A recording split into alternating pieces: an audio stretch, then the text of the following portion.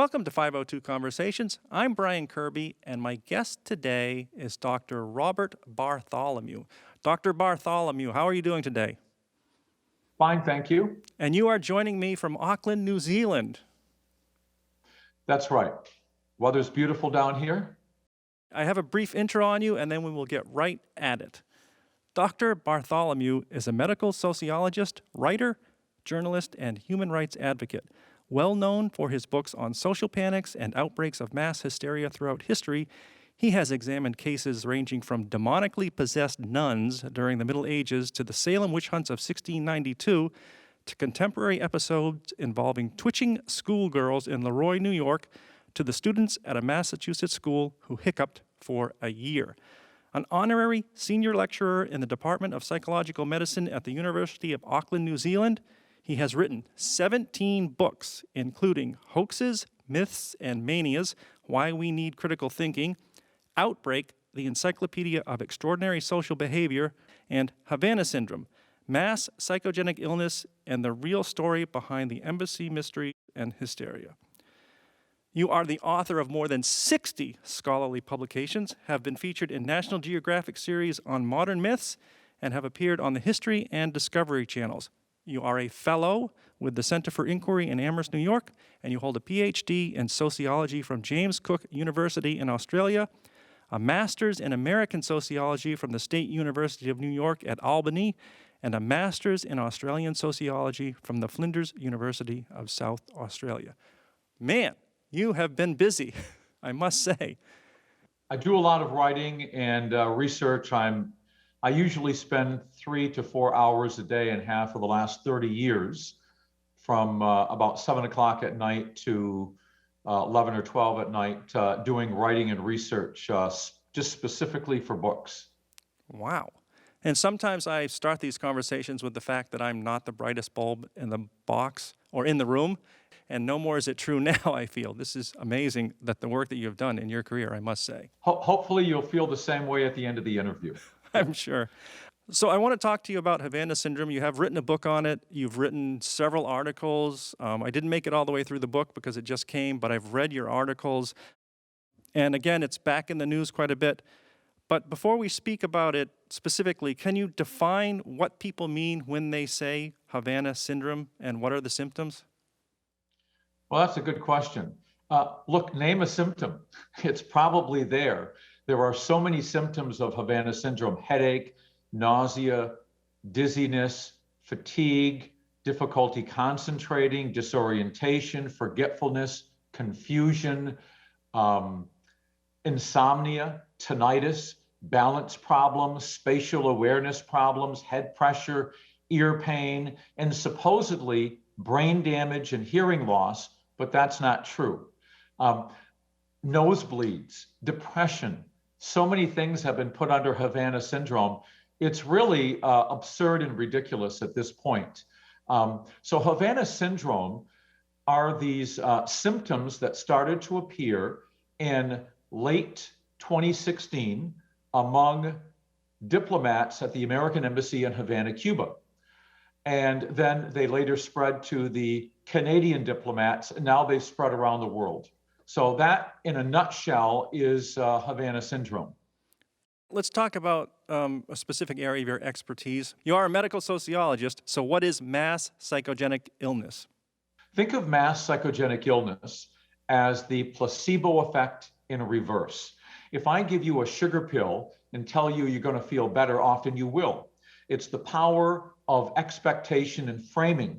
But if I were to give you a sugar pill and then someone rushed in and said, oh my God, that sugar pill I just gave you, it's been contaminated with rat poison, there's a good chance that within a few minutes you might get stomach pain, nausea, dizziness, you might even vomit, but there's nothing physically wrong with you. Think of it as a software problem, an overstimulation of the nervous system.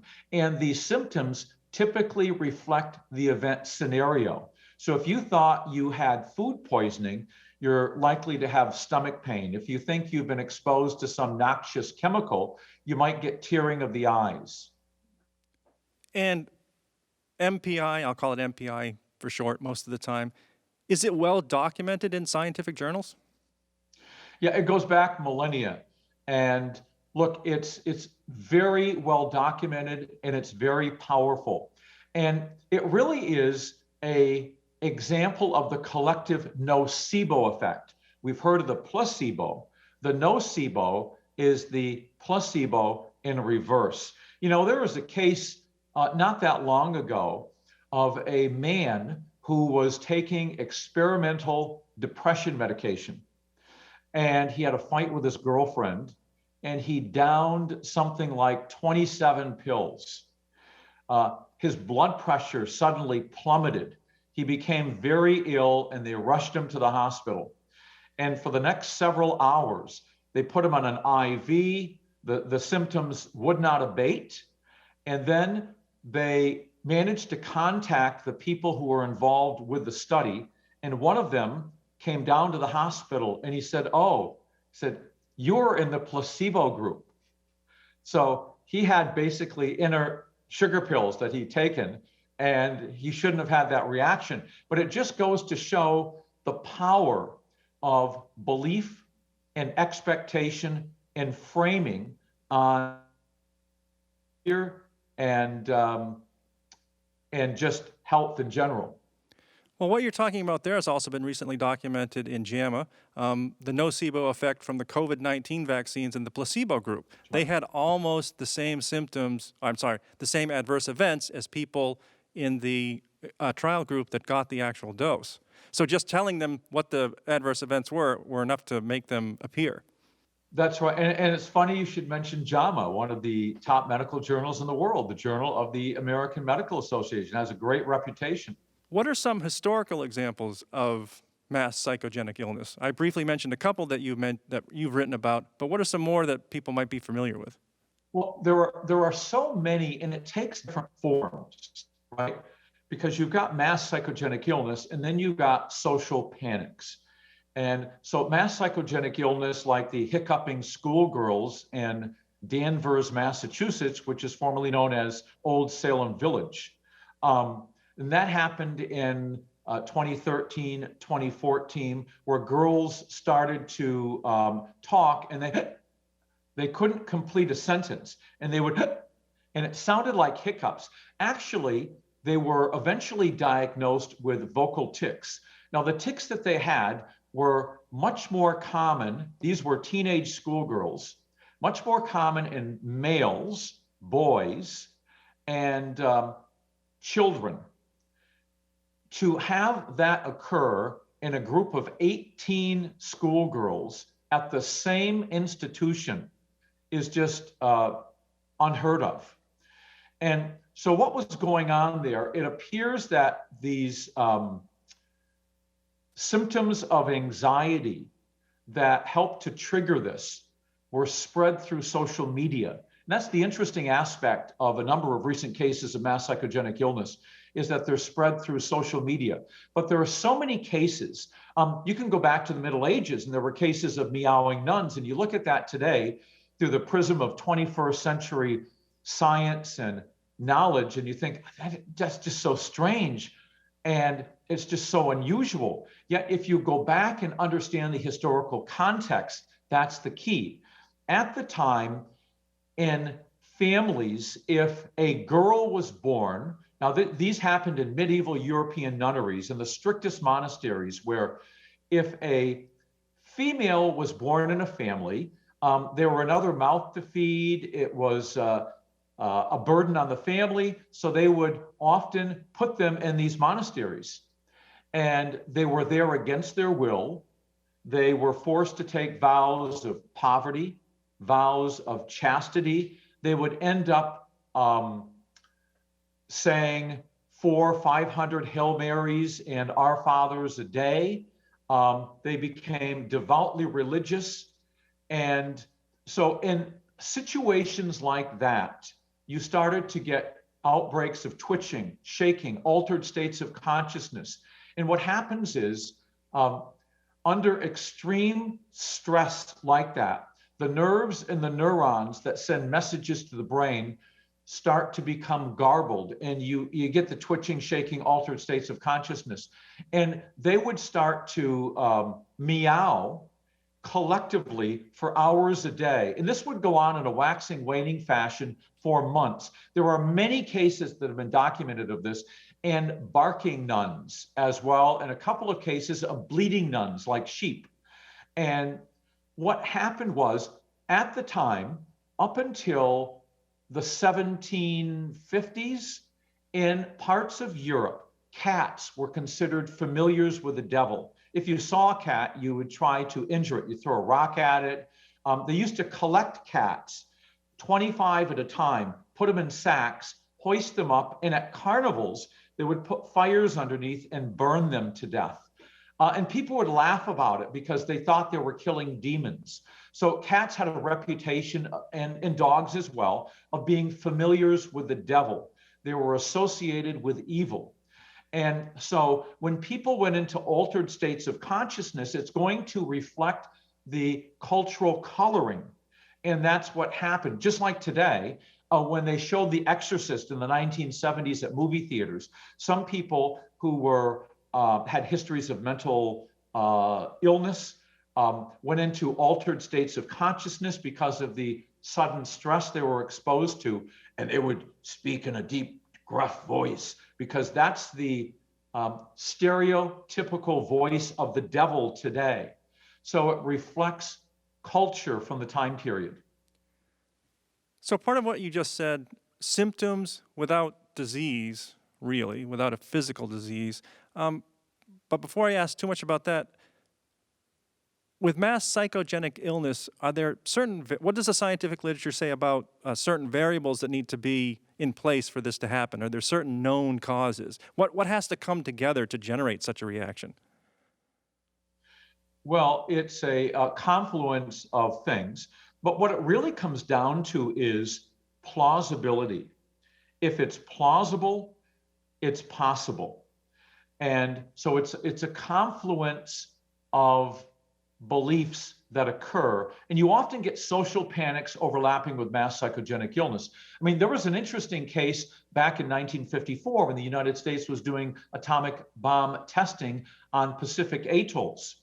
And there was a belief that spread across the Pacific Northwest at the time that the fallout was coming down and it was contaminating the countryside. And at that time, people started noticing on their windshields, there were these tiny pit marks, which they attributed to the atomic fallout. This became a national emergency. The governor of Washington State contacted President Eisenhower and declared a state of emergency. The US government sent experts out to investigate. Some university researchers investigated as well. And they concluded that those windshield pit marks had always been there. But for the first time, instead of looking through their windscreens, their windshields, people started looking at them and seeing things that had been already there. With things like Havana Syndrome, you have mass psychogenic illness going on, but what you also have is a lot of people have nothing to do with mass psychogenic illness directly. It's by proxy. What's happened is somebody gets up in the morning and they've been told to be on the alert for the symptoms of Havana Syndrome, and they have a headache. Maybe they had one too many drinks the night before, and maybe a bit of nausea, feeling a bit disoriented. And they then start redefining a variety of mundane symptoms under this new label of Havana Syndrome. And that's what's happened globally. You know, when the United States Department of Defense issued alerts in September of 2021 for 2.9 million service personnel around the world to be on the alert for symptoms of Havana Syndrome, which, as we've already mentioned, are so vague as to be experienced by just about every human being who's ever lived in any given week in their life. to be on the alert for these vague symptoms. And now people are looking back over the last 6 years of their life and thinking, have I experienced any unusual symptoms during that time? And most people have. Now you're getting thousands of people, US diplomats and intelligence officers and military personnel around the world with these vague symptoms, thinking that it may be a symptom of Havana Syndrome. And by the way, now you have lawyers involved, and there's the potential for monetary compensation. And it's also exciting to think that you could be part of one of the greatest mysteries in recent times, Havana Syndrome, that all these scientists have been unable to figure out. It's just like UFOs or Bigfoot. To be part of one of the greatest mysteries in the history of the world, all you have to do is go outside in your backyard at night and look up into the sky. And if you look long enough, you'll see an object in the sky you can't identify. Technically, a UFO doesn't necessarily mean it's an extraterrestrial spacecraft. The same thing with Bigfoot. You want to be part of one of the greatest mysteries in the history of the world? Just go out into the woods and keep looking long enough, and you'll see a rustling in the bushes, and maybe you've seen a relative of humanity. We'll go back and forth between mass psychogenic illness and Havana Syndrome and both sides of it, because you're reversed on both sides. So right now I want to talk a little bit about, it's been suggested that the cause of Havana Syndrome, of course, is this pulsed microwave energy. So let's talk about the science behind that. And before that, what is pulsed microwave energy, supposedly? Well, that's a good question. When you look at the claims of microwaves, when this first happened, nobody was saying microwaves. Nobody even mentioned microwaves until about 2018. They were saying it was a sonic weapon. Why were they saying, and I'm not changing the question around, but you have to go back to the beginning here. At the beginning, the allegation was, in late 2016, early 2017, when the symptoms started to appear, the symptoms were seen as appearing with sound. So they'd hear the sound and feel the symptoms. So the theory was that it was an acoustical weapon, one that used sound waves to make people sick. And you have to go back to the beginning. The beginning was in November of 2016. You had several CIA officers working in a small unit in Havana, undercover, and they're walking near their homes in a posh suburb of Havana at night, and they're hearing these strange sounds, and they're wondering where they're coming from and what they are. And then about a month later, in late December of 2016, one of those officers had head pain, ear pain, and headache. A month later. And and difficulty hearing, and he went to the embassy clinic. And he told them this. These are common symptoms that doctors would deal with every week. And afterwards, he made an unusual observation. He said, it's almost like someone is pointing a beam of sound at my home in the evening. And I wonder if this could be caused by that. And maybe there's a weapon involved. And a couple of other CIA officers in the same unit mentioned the same thing, that there was this strange beam of sound that seemed to be pointed at their homes in the evening. And this folk theory emerged that maybe the Cubans, working with the Russians or the Chinese, have developed a new secret weapon that was being used to harass the Americans. Mass psychogenic illness never occurs in a vacuum. There's always a social context. Why would you jump to such a far-fetched conclusion? Because long before the Americans opened up the embassy again under Obama in 2015, the American embassy in Havana, there was a long history of Americans, diplomats in Havana, being harassed by Cuban agents. Why would they harass them?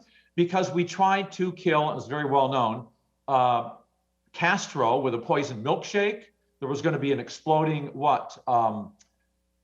seashell underneath the ocean, because they knew he loved to scuba dive, and they're going to put one there and booby trap it, and it was going to explode and kill him. There were all these plots, and it came out.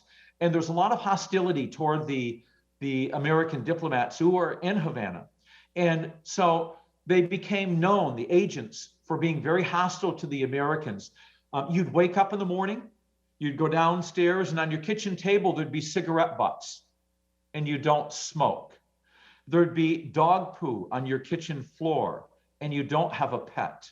Some of your books would be rearranged on your bookshelf. Low-level harassment. You'd go in your car and you'd park somewhere, and someone would park within a couple of inches of you so you can't get out. So this was very well known and part of CIA folklore.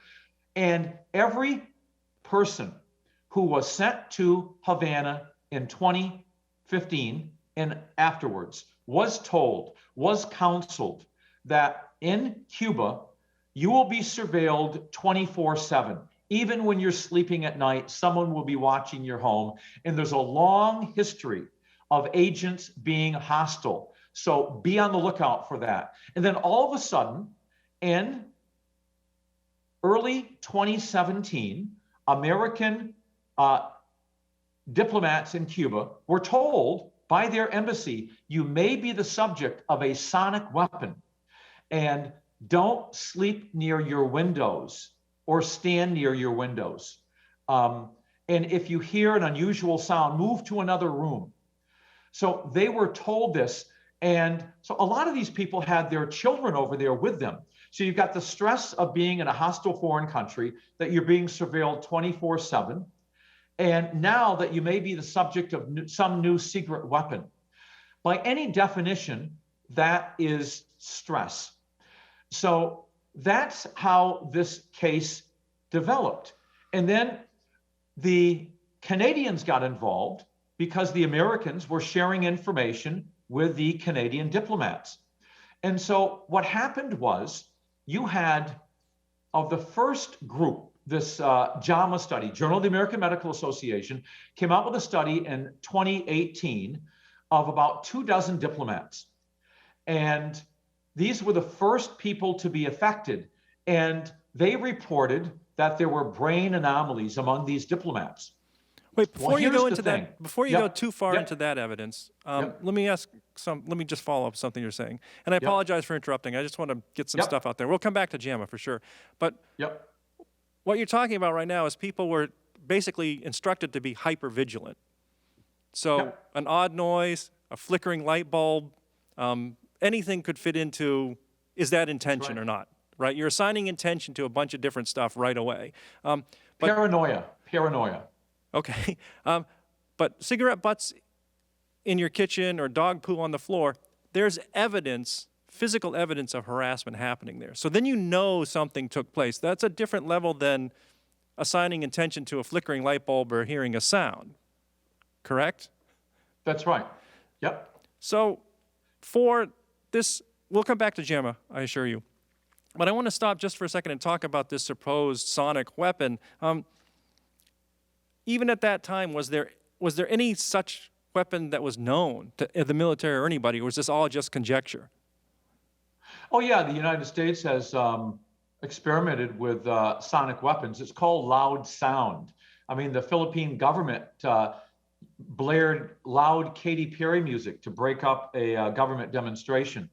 So we know that there are sonic weapons out there, loud sound. That seems to be about the only effective use of sonic weapons. They don't work very well because it disperses very quickly.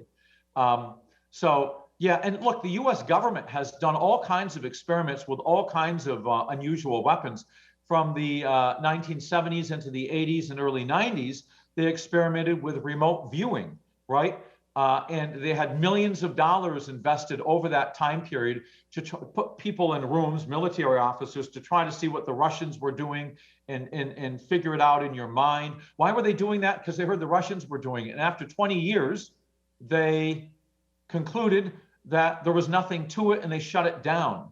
So yeah, they've done a lot of, just because they've experimented with something doesn't mean it works. And by the way, if there are effective sonic weapons and microwave weapons out there, how come Vladimir Putin wasn't amassing on the border with Ukraine and is using now in the Donbass region sonic and microwave weapons, it would certainly stop a lot of the destruction that's going on today.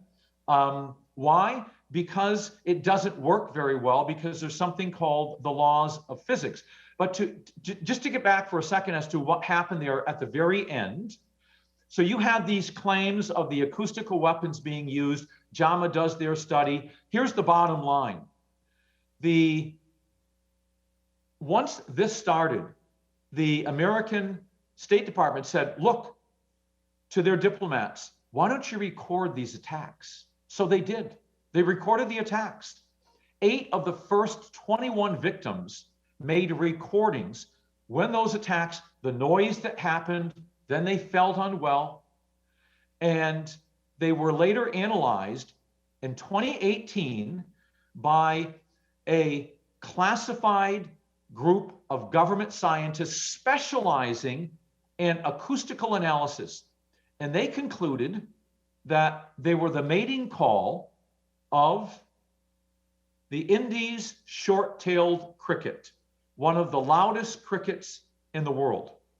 And so with microwaves, it was never going to be microwaves because of the so-called fray effect, where the microwave strikes your head, stimulates nerves in your inner ear, which gives you a perception of a barely audible clicking sound, but it's not an actual sound. It's not a sound wave. And so those recordings that people said they made were never going to be microwaves, because you can't record microwaves. And that was the flaw of the National Academy of Sciences study, that it was the fray effect. It was never going to be the fray effect for those sounds. But at the time, the National Academy of Sciences weren't aware of that report. It was kept classified. And the FBI report has still been kept classified, but we do know the conclusion. They concluded exactly as we did, that it's mass psychogenic illness and not microwaves. So we've kind of gone from sonic weapons to pulsed microwave weapons. They're different things though, right? Yes. Okay, so let's talk about the science behind these. So you can have you can call, blasting Katy Perry a sonic weapon because it's annoying to some people, or rap music's annoying to others, or Barry Manilow to others. So that can be a weapon. Okay, we'll call that a weapon. But that's not pulsed microwave energy. So how does that line get blurred from annoying noises to pulsed microwave energy? Well, first of all, with the acoustical weapons, right, what you had was, it's just not possible to take a sound weapon and point it at a building and affect the people inside. Because if you look at what was going on, none of the victims were in the American embassy or the Canadian embassy. They were in one of 2 large hotels, and they were in an apartment complex or in their homes. And so these are people deep inside these large hotels in Havana claiming to hear an unusual sound. It would defy the laws of physics to be able to target someone inside one of those hotels like that. First of all, with sound waves, 99% of the sound waves would bounce off the outer wall. It's just not possible. It would be the equivalent of somebody standing at one end of a football field with a squirt gun and trying to hit a target at the other end. I mean, it's just not going to happen. And then with microwaves, the microwaves would literally heat your brain as well. And you would get, if there's any brain damage at all, you would get that showing up on an MRI, which has not been the case. But you'd also get other things if it's microwaves. You'd get Wi-Fi systems shutting down. You'd get computers being turned off. That has not been reported in Cuba, and it was not reported internationally either. And if you talk to people who are experts on microwaves, look, the journal Nature did a review in the past 10 years of all the research that's been done, the military research into microwaves. And they concluded that over the last 50 years, the United States has been unable to produce a usable, practical weapon. And the title of the article was Wasted Energy. But my point here is when the National Academy of Sciences did their study and came out with their study, they were unaware of this secret report that the United States government had kept under wraps because it didn't jive, I'm assuming, with what they were saying, which was the microwave explanation. They weren't aware of that. They weren't aware that those cricket sounds had turned out to have been, that's what the cause was. What you've just said there is actually very informative, because if it were physically possible to have this pulse microwave weapon targeting one person deep within their house, there would be physical evidence of an attack. Not just that person having symptoms. Their computer would be destroyed, the Wi-Fi would go down, their cell phone wouldn't work, other things would happen. There would be physical evidence of an attack, just like the dog poo and the cigarette butts. Yes, yep. And so look, the real question is, and this is a summary of the entire case in one sentence. When you hear the sound of hoofbeats in the night, first think horses, not zebras. The doctors at the American State Department went for the most exotic hypothesis early on. They were searching for unicorns when they should have stuck to mundane explanations. And one of the real mysteries here, and really disappointing things, because my first job was as a journalist over 40 years ago, is the way journalists have reported this. When this first came out in 2017, it was August of 2017, not long after, there were these news stories that there were these scientists who were going to publish an article in the Journal of the American Medical Association, and they were looking at these mysterious white matter track changes of their brains. And many of the victims had these white matter track changes. And about a year later, in February of 2018, that study came out in JAMA. And they found only 3 of the victims they looked at had white matter track changes. 2 were mild, 1 was moderate. If you randomly picked 21 people off the street today to have a similar breakdown, because white matter track changes are common in everything from depression to migraine to normal aging. And so it didn't pan out. And you had a similar thing happen with hearing loss. There were these media reports that there's a study coming out in a journal that found that about 1/3 of the patients that were being looked at had hearing loss. When that study actually came out, they found that 2 of the patients they looked at from the American Embassy in Cuba had hearing loss, both of whom had pre-existing hearing loss before they went to Cuba. And what had happened was they interviewed the suspect, the patients, and they asked them if they thought they had hearing loss, and they said they did. But when they actually gave them the standard hearing test, they didn't. So you get all this misinformation that's being reported in the media, and it got reported for months and months and months. We heard about the hearing loss. Then when the actual study came out and they didn't have the hearing loss, it's boom, it's out there for a short time. And then the myth of hearing loss is in all those other stories that people keep running into. And so you got people out there today saying, oh, there was brain damage in the patients, they had white matter tract changes, and they had hearing loss. That's unequivocally, absolutely not true, has not been demonstrated.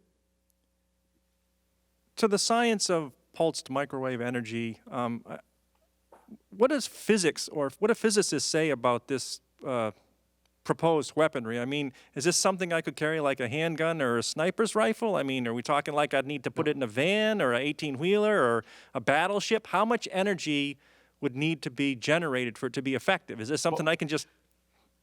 Go ahead. No, and look, the experts I've talked to have said you're talking the size of a container that would go on a train or something like that. And look, so a train car size.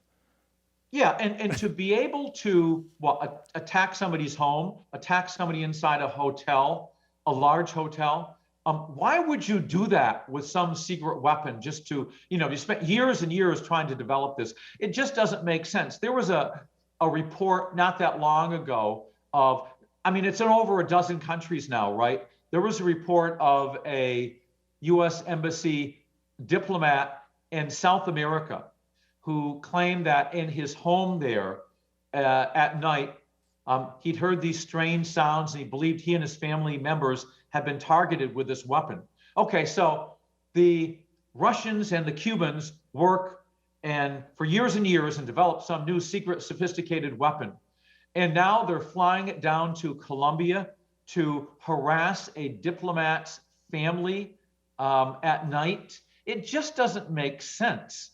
And, look for more plausible explanations than the most exotic one that's out there. As we talk about this, we'll come back to this and reiterate it, but I don't want to minimize the symptoms and the fact that these people have symptoms, they're feeling this.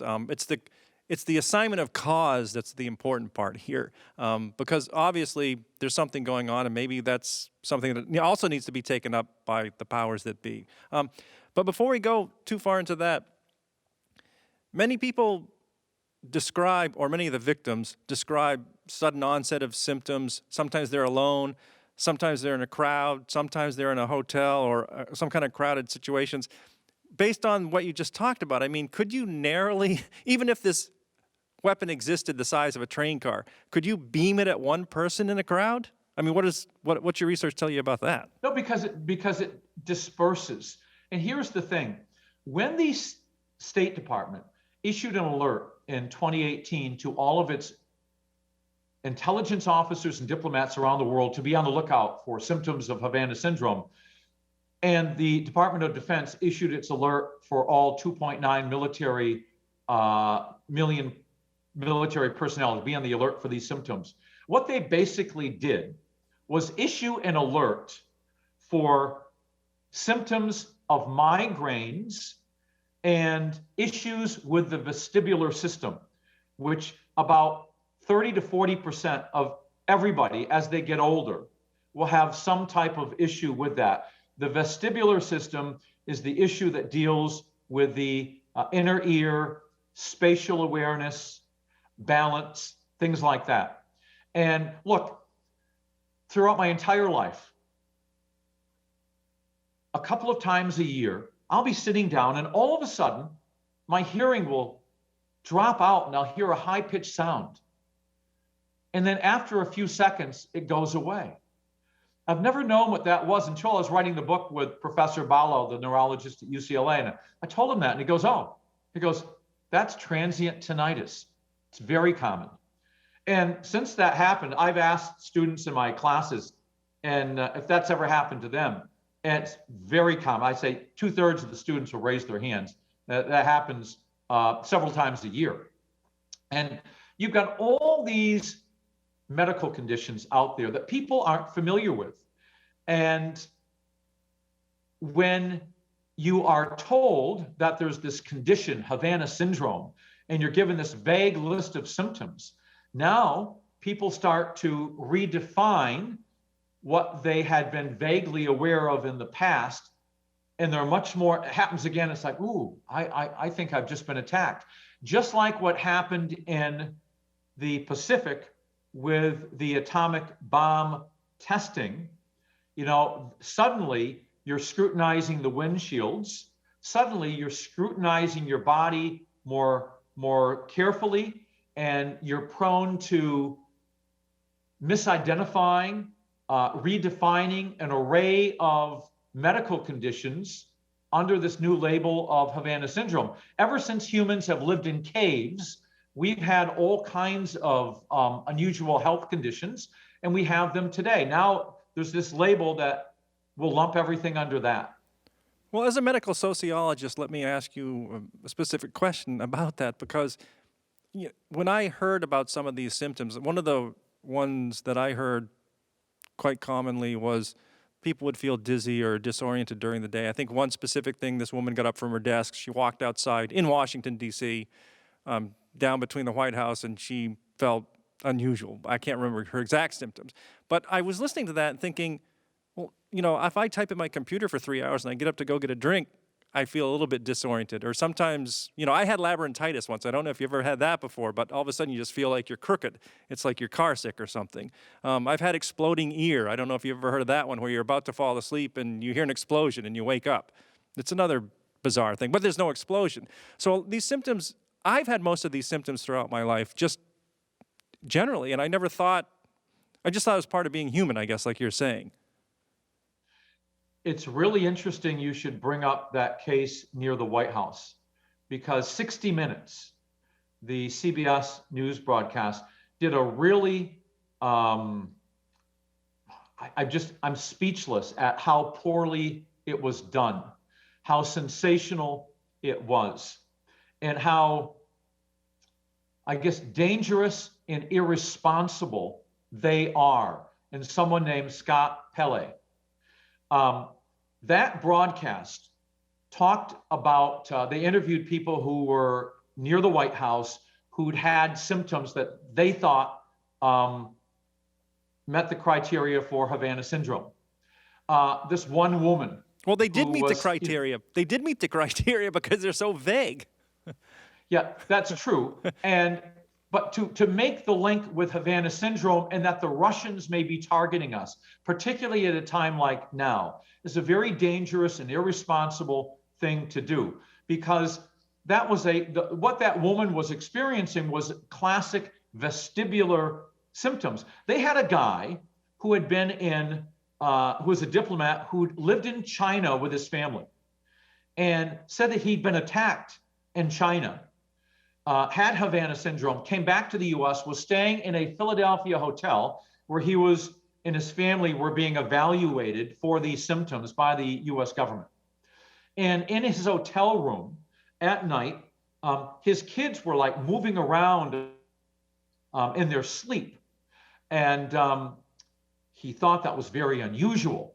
Well, there's something called night terrors or night tremors that affects about 40% of children that could easily explain that. But then he said he reached down to pick up one of his children, and there was like a whooshing sound, like running water.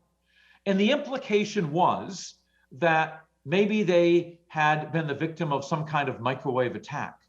And he said when he picked up his other child as well and went to bring it up to him, that he heard that water running sound again. And 60 Minutes just left it like that. But all you have to do is ask a neurologist what that sound of running water might have been. And that is a classic symptom of tinnitus.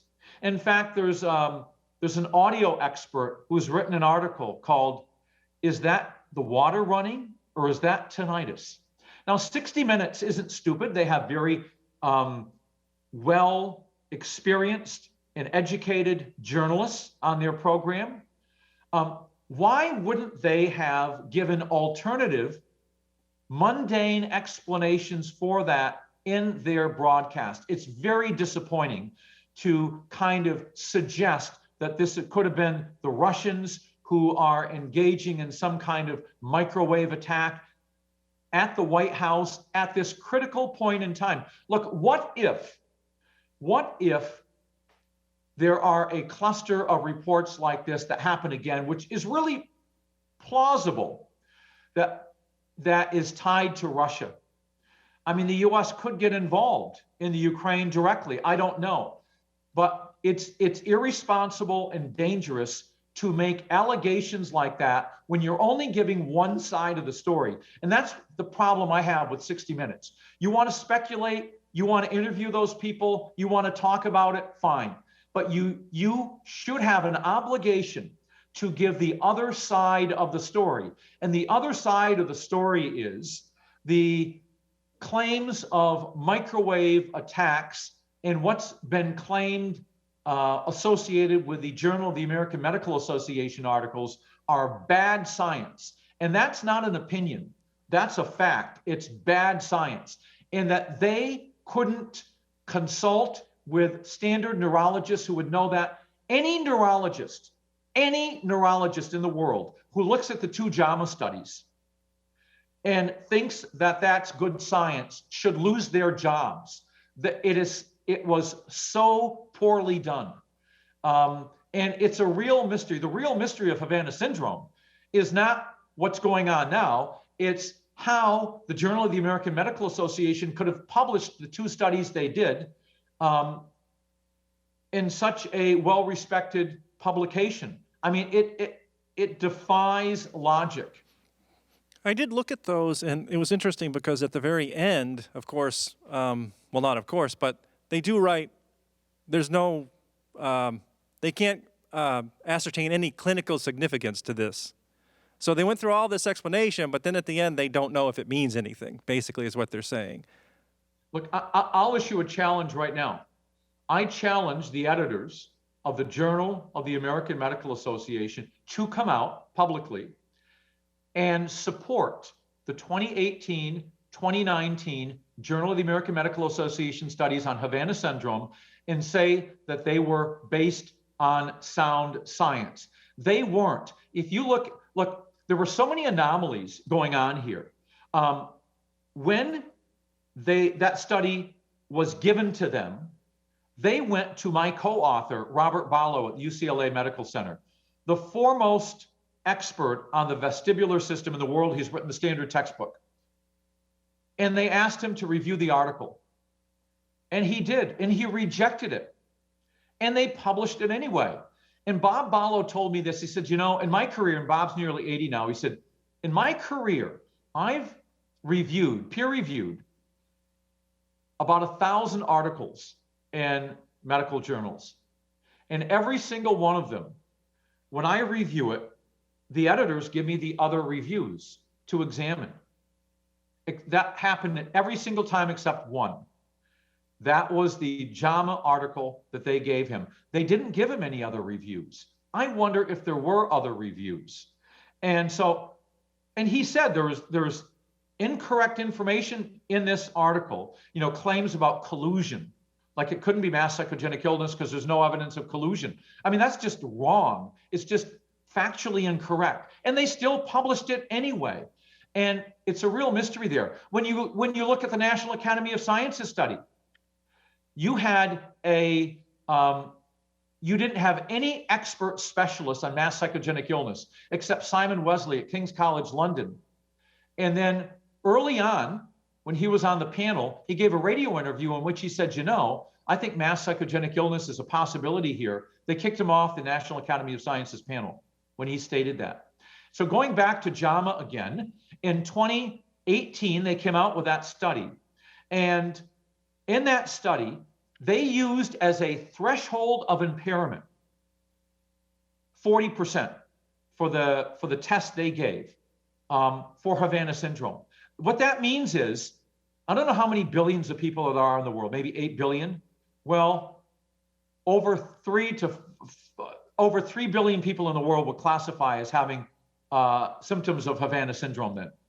The way they set that up, it was a better threshold of impairment.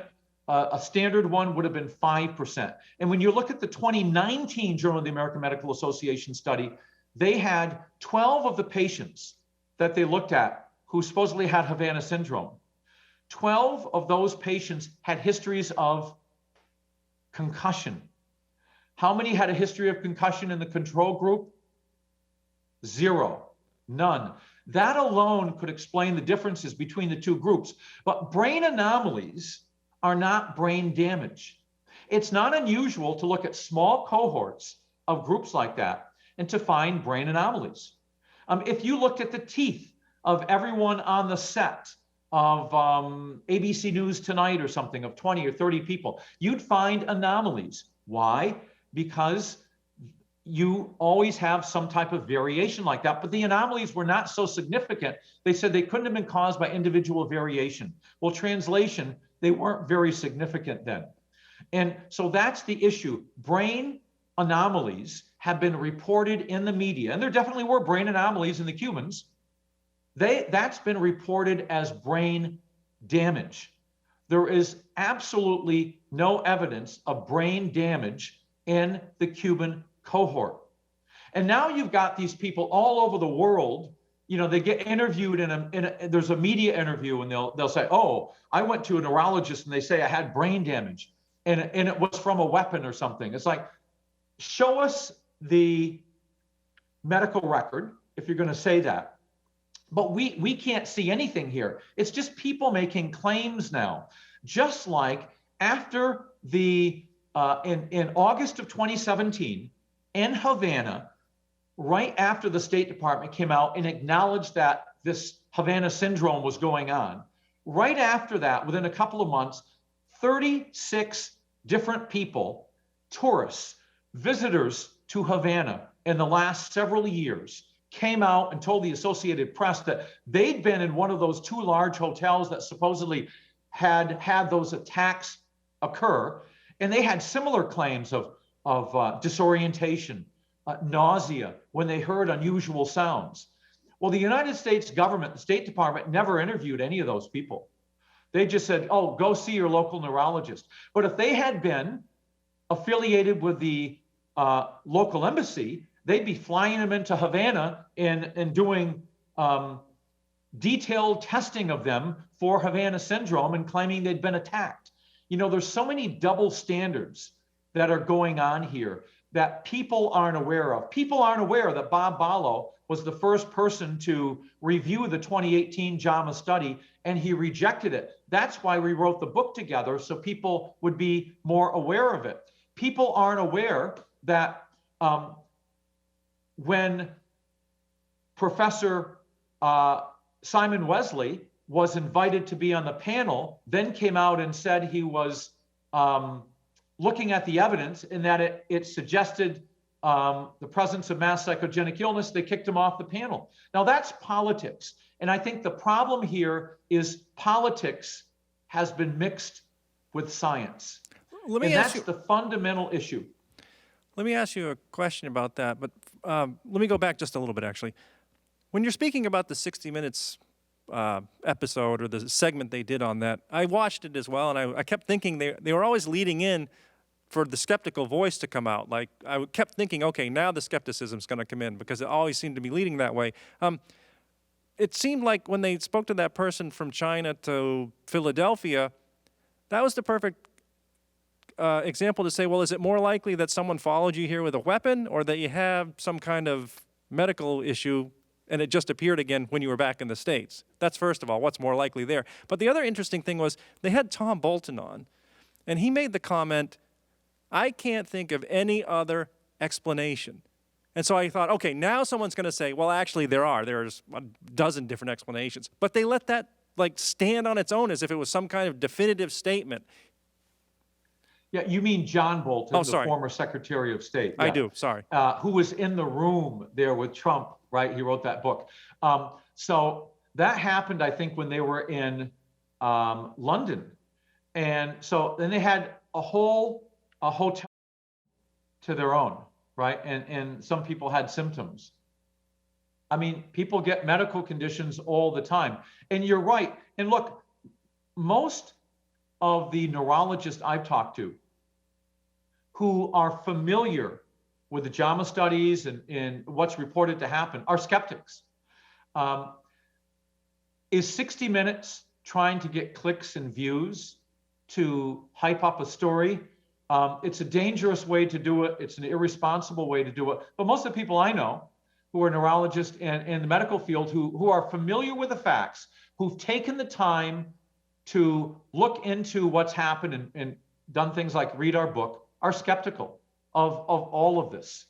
And it reminds me of Shakespeare's A Midsummer Night's Dream, or in the night, imagining some fear.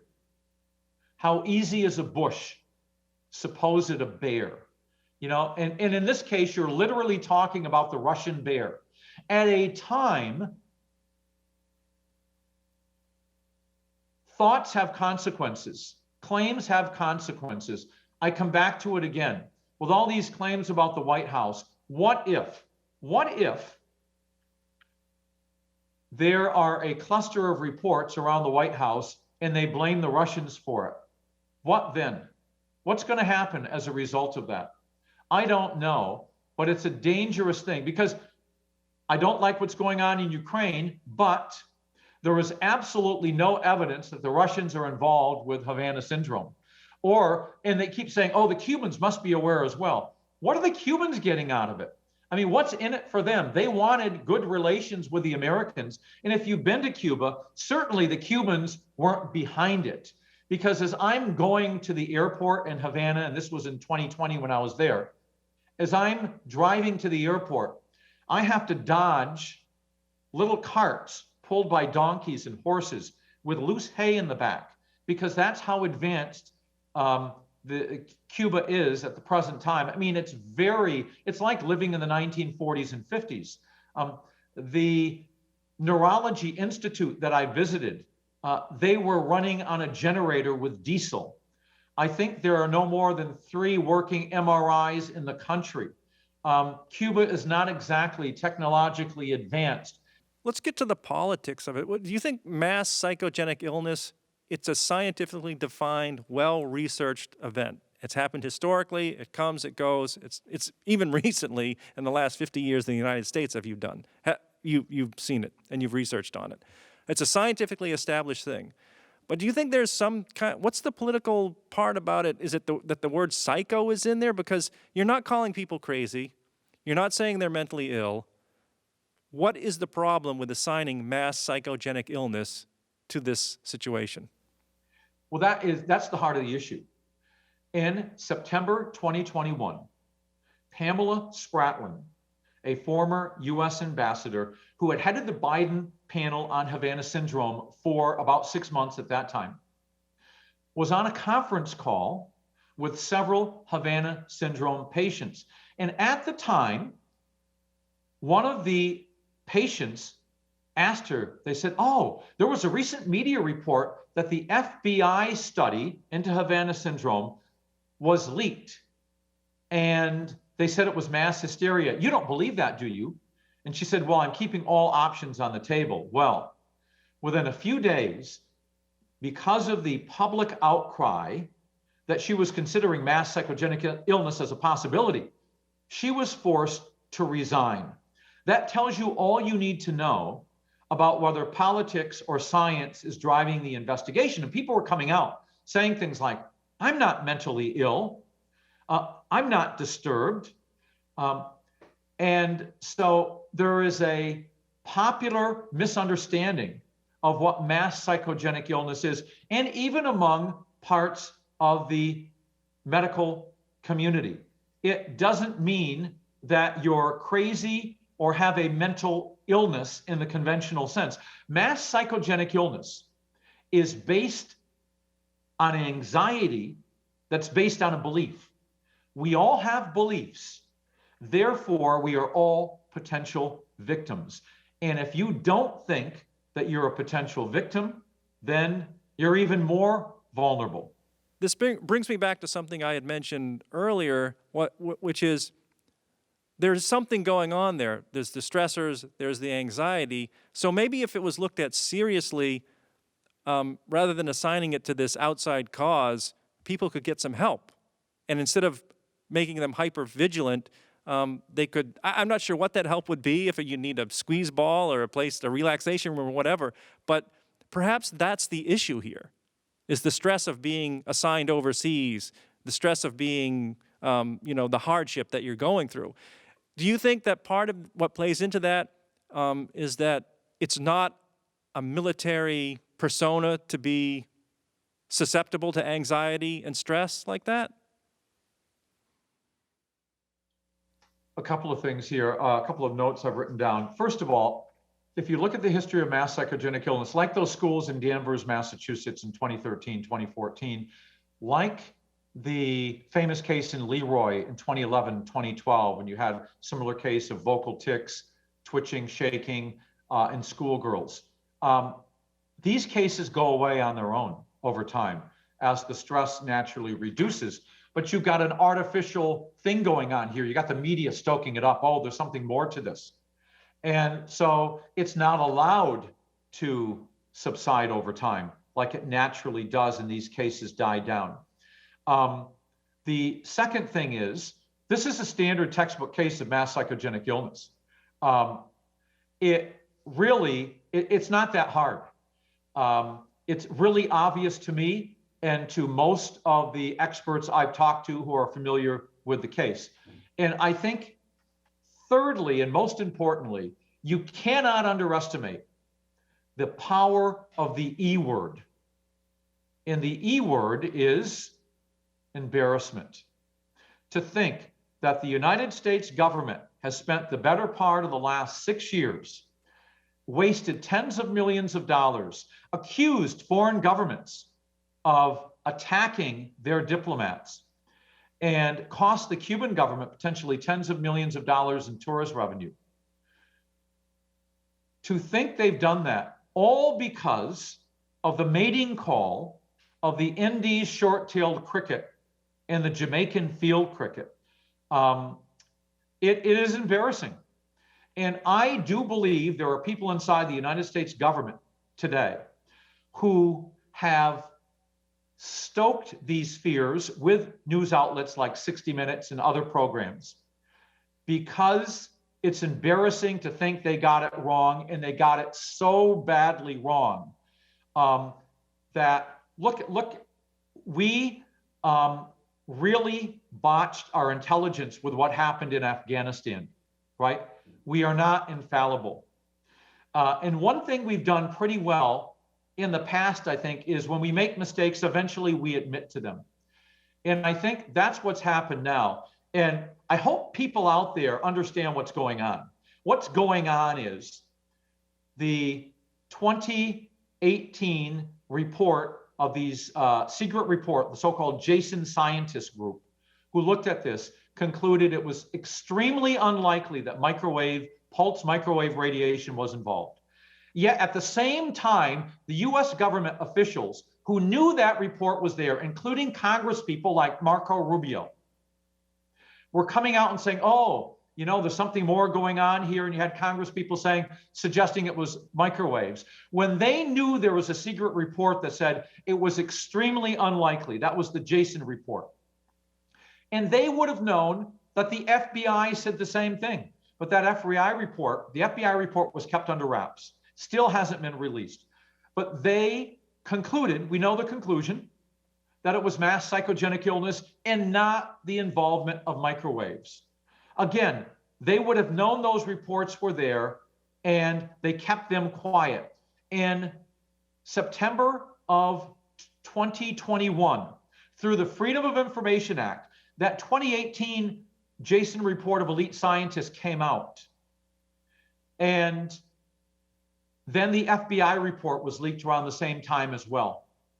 Then you had, in early 2022, the main CIA who'd been investigating this came out and said, of over 1,000 cases, we can explain most of them as mundane medical conditions and anxiety, which is code word for psychogenic illness.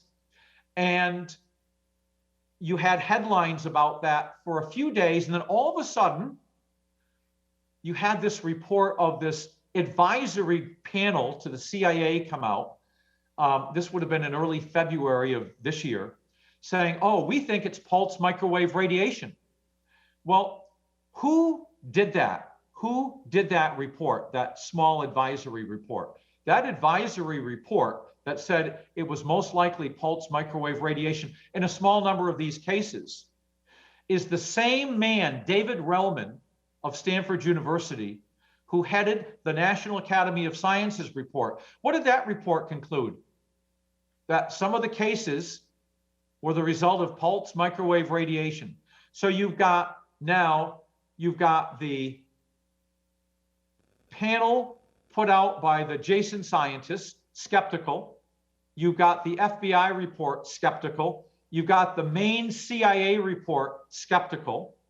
And then you've got these outliers, the small advisory panel, which is kind of linked with the National Academy of Sciences because you got the same person heading it and steering it, saying something totally different. I would suggest that the David Relman panels are the outlier, and I'll tell you why. David Relman has come out and said, oh, it's a mystery because there's vestibular system damage that's occurred, and he believes it's through pulse microwave radiation. Bob Bala, who I wrote the book with, is adamant, as the foremost expert in the world on the vestibular system, there was no vestibular system damage demonstrated. And the other thing is, with the National Academy of Sciences panel they couldn't rule out mass psychogenic illness. So what they did, it was very interesting. They said there was mass psychogenic illness is a possibility, but there's not sufficient information to assess it. And they specifically said there was zero epidemiological evidence on the early spread, so we can't assess it. That's not true. That report came out in December of that year. In May of that year, our book came out, and we outlined the early epidemiological spread, which is really interesting because my research was cited in that report. It was only a 70-some-odd page report. The National Academy of Sciences was cited, I think, 11 times. They cited me as an expert on mass psychogenic illness and the research on Havana Syndrome. Great, but they left something out. They left the research I did with Professor Barlow that was published 8 months earlier. They ignored it. They acted as if it hadn't been published.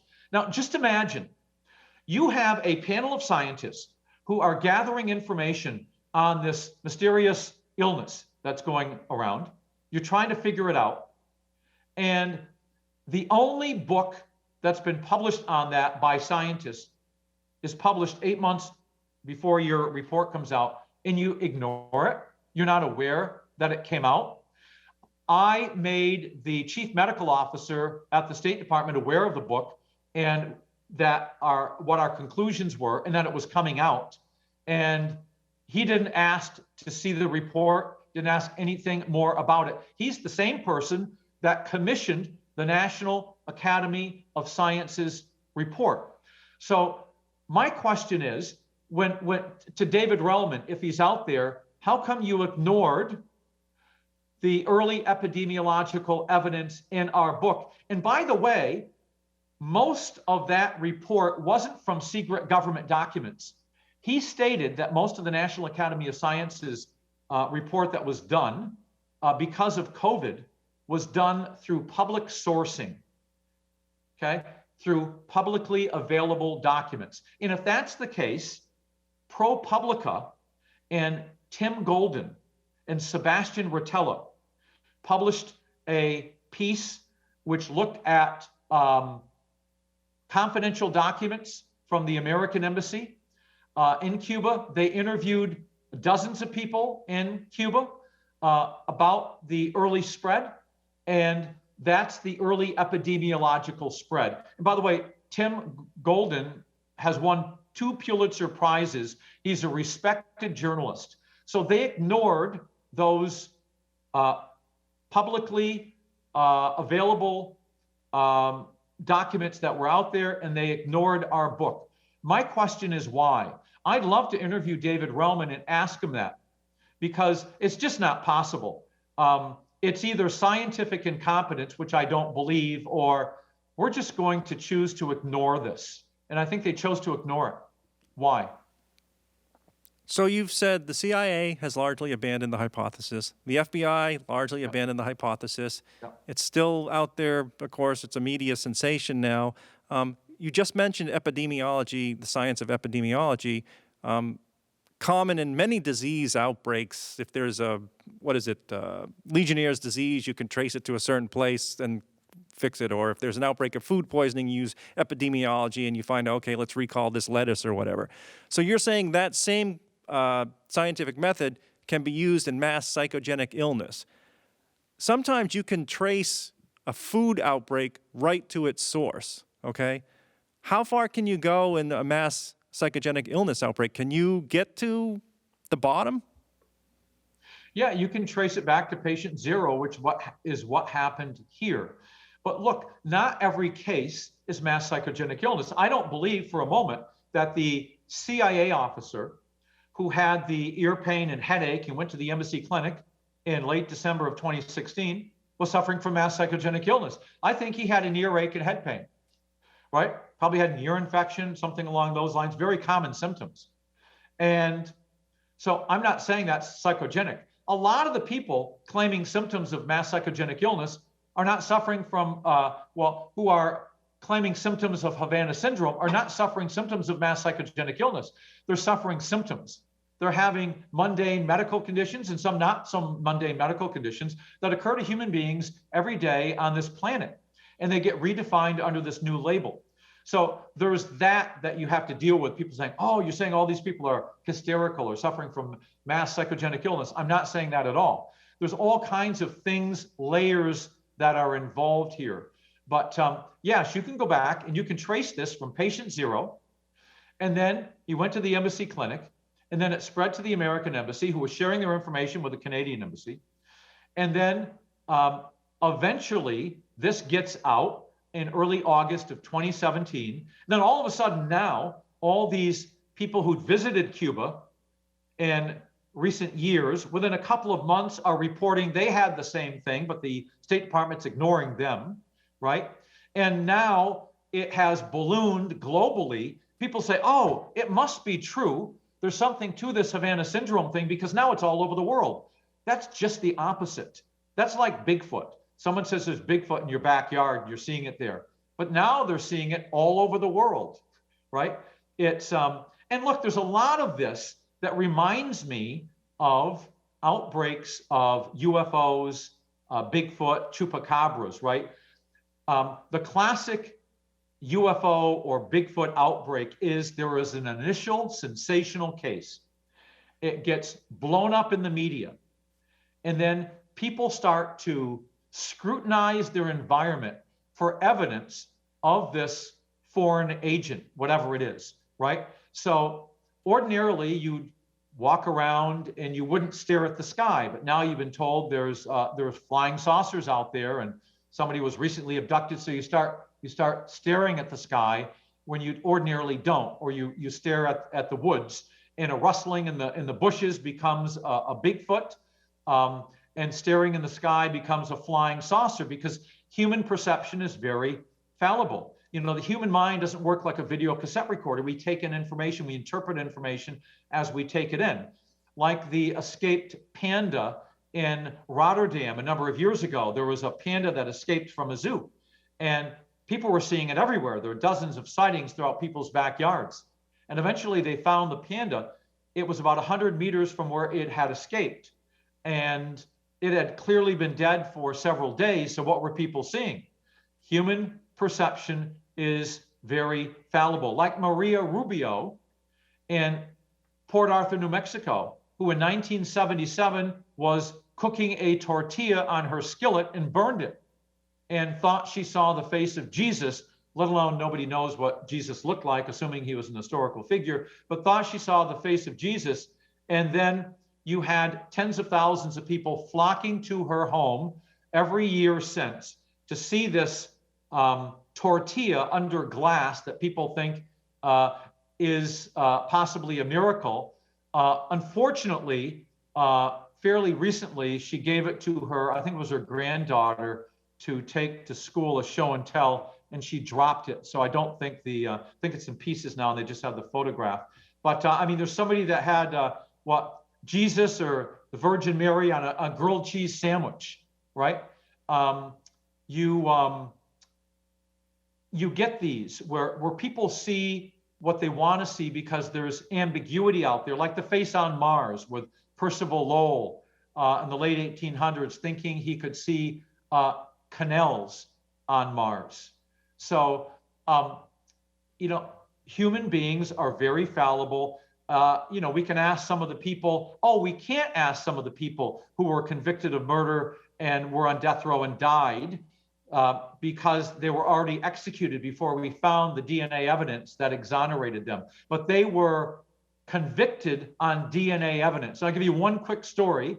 A number of years ago, I was a graduate student at James Cook University in North Queensland, Australia.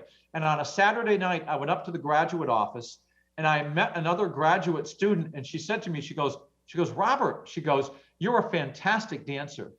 And I said, what? She goes, I saw you last night in the city at such and such a club. I mean, you're fantastic. And I said, I can't dance. I mean, it's not me. She goes, no, it was you. And I just thought to myself, what if instead of dancing, that person had stabbed somebody and ran off? She'd be swearing up and down, oh, that was Robert Bartholomew. Oh, that's your man right there. That's the guy you want to get. And so many times that's happened in history because we are so vulnerable. In ear witness testimony, you talk about hearing sounds. Ear witness testimony is even worse than eyewitness testimony, and most people can't even identify their own relatives when given an ambiguous situation. That's the research that's been done on that. So let's sum it up here. So I guess we'll have to say again, when you hear hoof beats, think horses, not zebras, and certainly not unicorns. The plausibility of pulse microwave weaponry, there are dozens of other more likely explanations. The symptoms are so unique, so common. Not only mass psychogenic illness, just you're assigning symptoms to Havana Syndrome. The last question I have for you, which you probably can't answer, is how do we dig ourselves out of this hole of embarrassment, this deep hole that's been dug, if Biden's Havana legislation passes unanimously without one skeptical voice? That is a huge embarrassment there. The wheels of science turn slowly, but they turn. And I think among the mainstream scientific community, there's great skepticism. Anybody who looks at those studies has to be skeptical. When you look at this case, I think to myself, history never repeats itself, but it rhymes. And what we're seeing with Havana Syndrome is the rhyming of history. There have been outbreaks in the past, there'll be outbreaks in the future. And do we learn the lessons? Not really.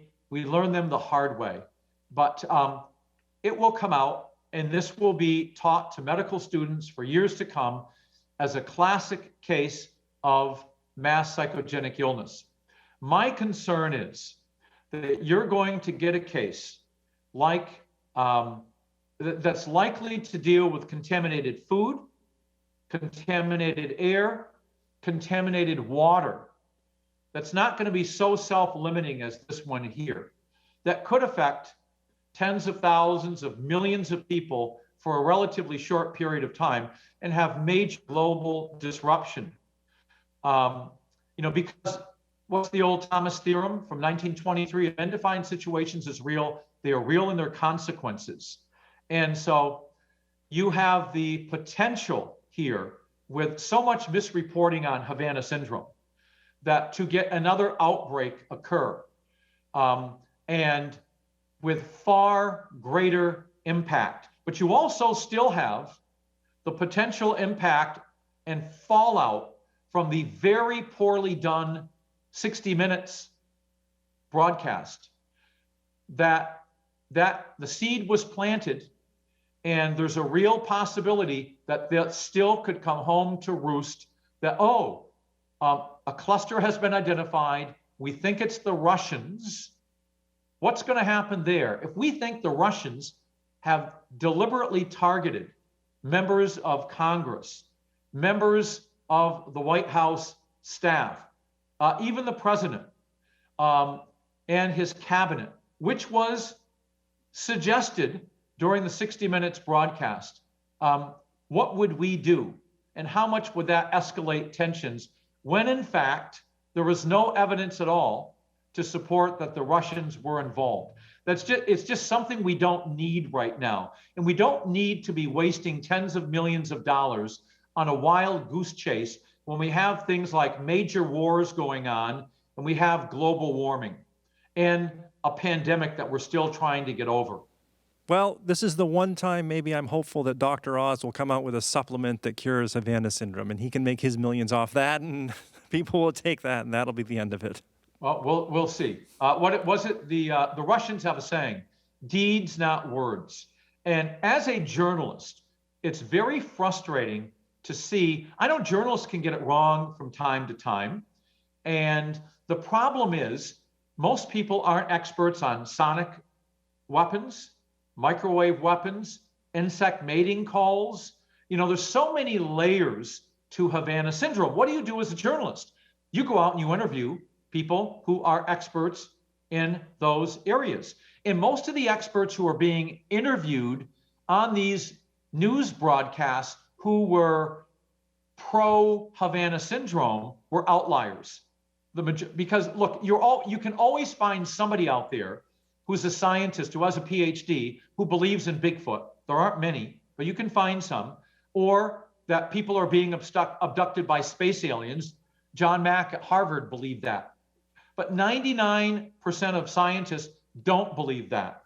So as journalists, you can find people who are skeptical of global warming, although the evidence for global warming and being human created is overwhelming in my view, and from the scientific literature as well. But I can cherry pick a couple of people to have an exciting broadcast, to have the pro and the con.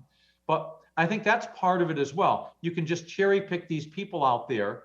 But if you take the time to look at the JAMA studies, it's bad science. I don't think it's bad science. I know it's bad science. And any scientist worth their salt who takes the time to look at it will have to reach the same conclusion.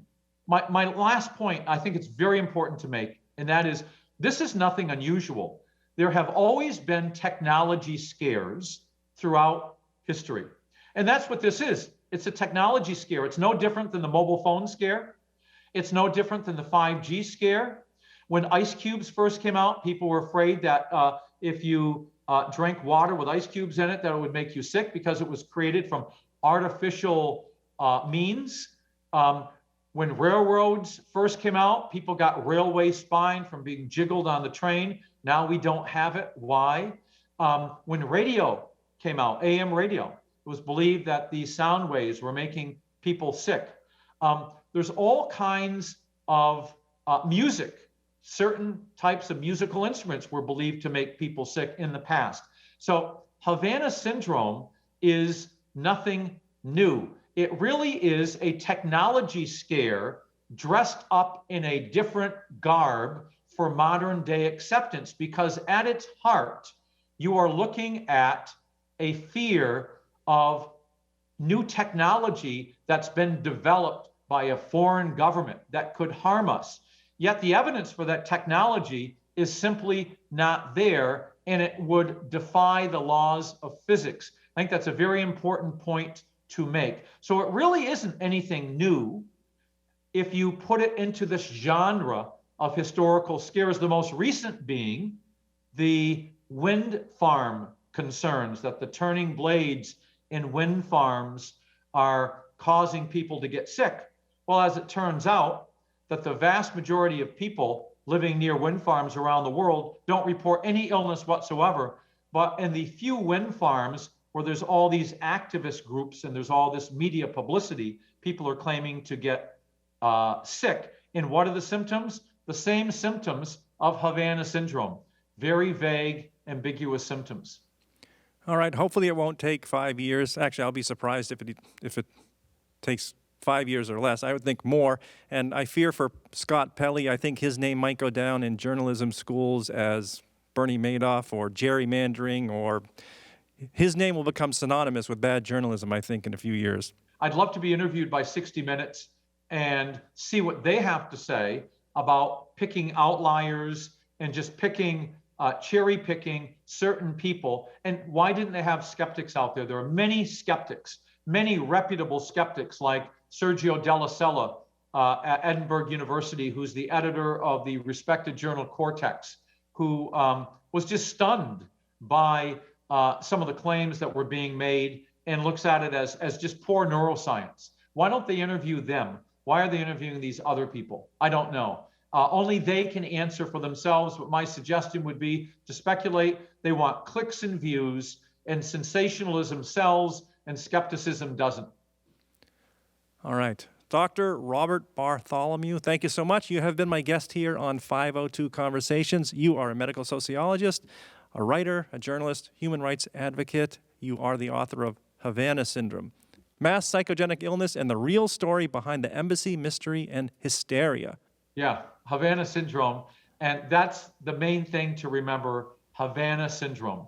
And that, it's not real, and we have better things to do with our time. Dr. Bartholomew, once again, thank you so much for being my guest here on 502 Conversations. Enjoy your afternoon. Thank you. You're welcome.